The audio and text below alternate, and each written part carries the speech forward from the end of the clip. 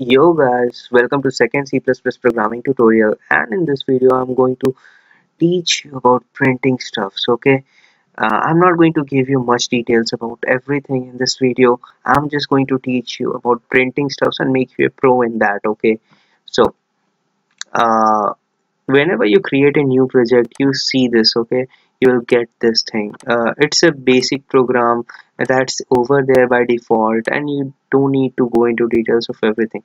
So what does this program does? All this program does is print this thing, hello world. Okay, hello world. And let's try to run this program. Do you see it prints it perfectly fine, hello world. And what if I want to print something else? Okay, I want to print my name is cool, and this is how I do it. You see, my program is successfully able to print this. My name is cool. So you think, wow, printing stuffs in C++ is so easy. Okay, guys, yeah, check this out.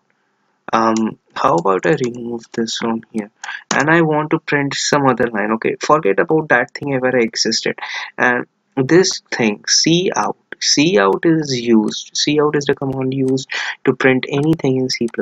What if I want to print something else? Let's suppose like in a different line. Okay, my name is cool and I like to hack and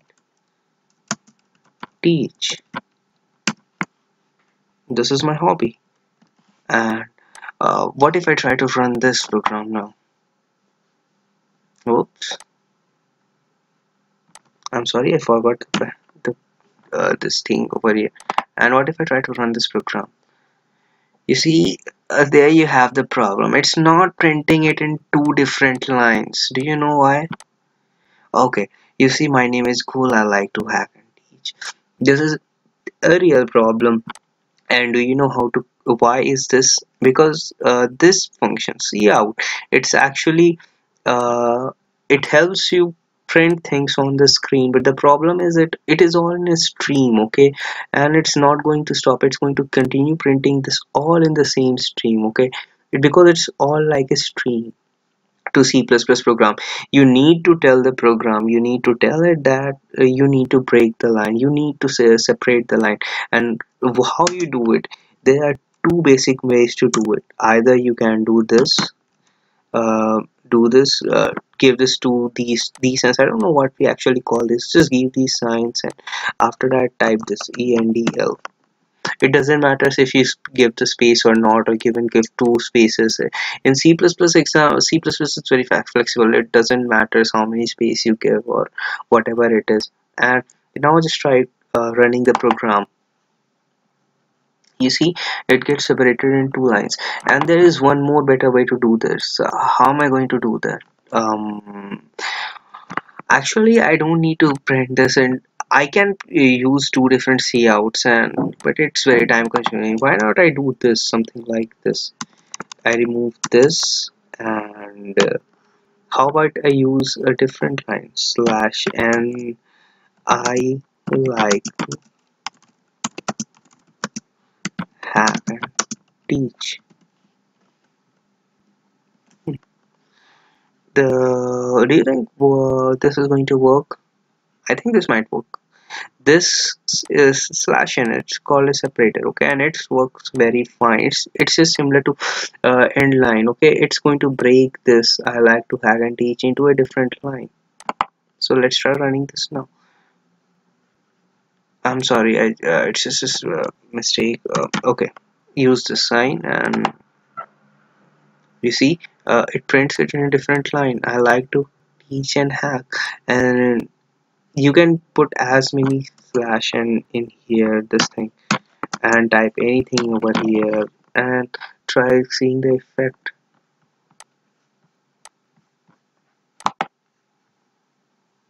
So this is also a way you can print things in two different lines or three different lines or as many lines as you wish. Okay, but still it's a very wise option to add this over here in line. It's a good habit to keep adding this, because next time you print C out, you might need to use C out many times in a program. Next time you will do it, it won't go and stick in the same line. Okay, it's a good habit of adding this, unless you have something else in mind, of course. And now I like to tell you one more thing.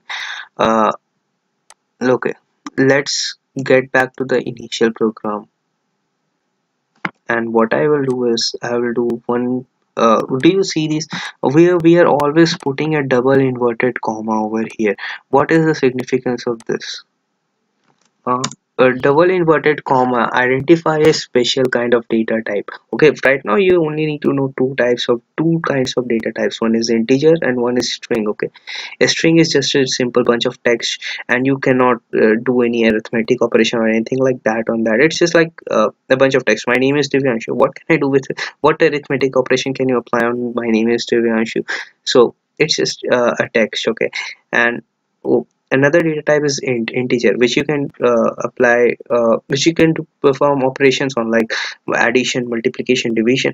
And C++ actually will be able to perform mathematical application operations on that. So as long as you use double inverted commas, C++ considers the following to be not integer, okay, or something like string. Okay, it won't be integer in eyes of C++.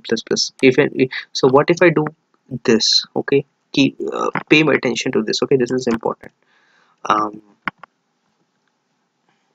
and in the next line, what I'm going to see, okay, I'm going to do this in the next line. Okay, 1 plus 1. So do you think there is going to be any difference in these two? Yes, of course, because I haven't put any inverted commas over here. Okay, so any double inverted commas over here. So you can now guess what's going to happen. Yeah, and C++ can actually considers that as an integer, and it performs a mathematical operation on that. You can see that. Okay, so as long as as it is an integer, you don't have to add these double inverted commas. Don't add double inverted commas, or your C++ won't treat these as integers. Okay, so. mm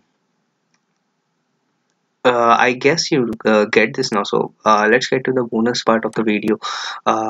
Let's suppose I want to print this 1 plus 1 equals to, oh no, let's print this in different lines. Okay, 1 plus 1, and then I will remove this from here for now, end line, and then I will add slash n,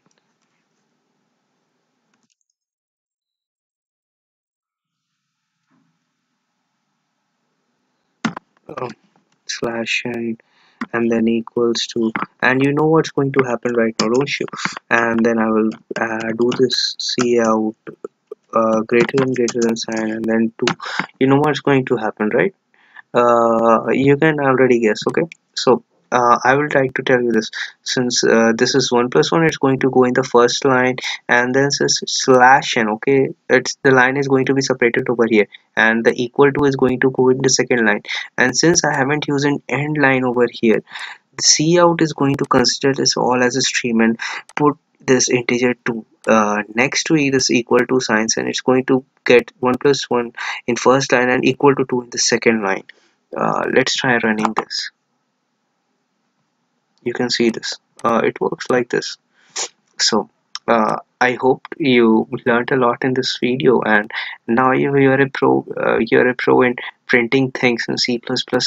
And in next video, I'm going to talk about data types, variables, and functions in details, and how do we build functions, and also about this main function over here in which we are doing things. Okay, so thank you for watching my video. Please don't forget to like, subscribe, and share, and I will see you guys in the next video.